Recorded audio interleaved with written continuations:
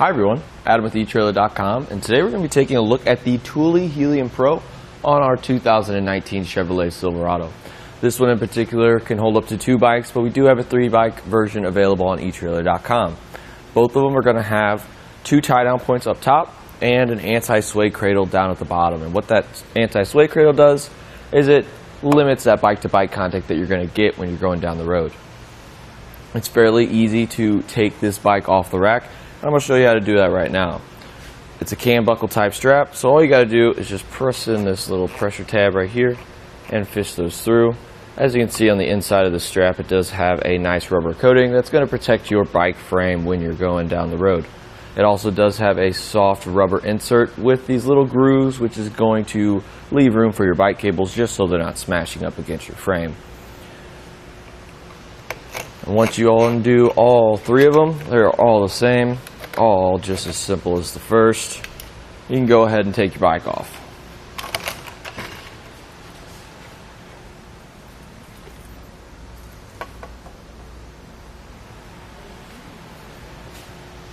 And I always just try to replace my straps when I'm not using them. You don't have to, it's just personal preference.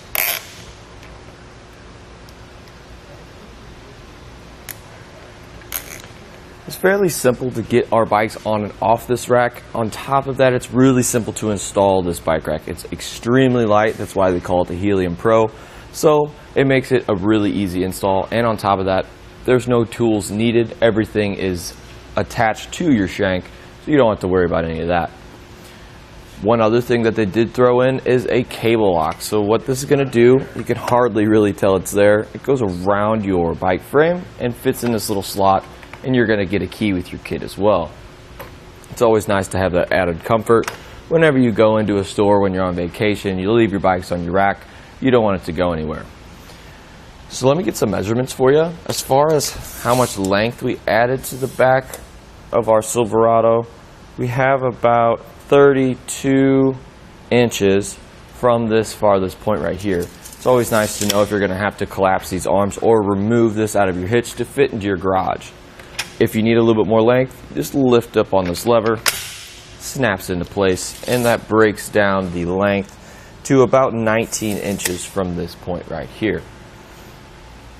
As far as ground clearance goes, we do have at the farthest point out here about 24.5 inches, and at the lower point here about 21.5. We won't really have any issues bottoming out there, but it's always nice to just know how much room you got. If you need to access anything in the bed of your truck, you just lift this lever here, lean that down. And for our Silverado here, we don't have any contact down here. And on top of that, earlier I was really getting on this tailgate, and it's not going to flex to hit anything down there. So you don't have to worry about that, and you're going to be able to access your bed of your truck with this nice tilt feature. Whenever you're done, just lift it back up, snaps into place, letting you know it's nice and sturdy. We do have another key core right here. It's going to be key to like with your cable lock up top. So what this does is, as you turn it clockwise, it's going to spread out this arm, taking out all that shake and play. As you can see, there's no play on the inside of the hitch, and this truck was really moving. It does have a hitch pin finder, so it's especially easy to install as well. When you lock and unlock this, if you lock it, it's going to take that wheel off the threads just so you can't tighten or loosen it.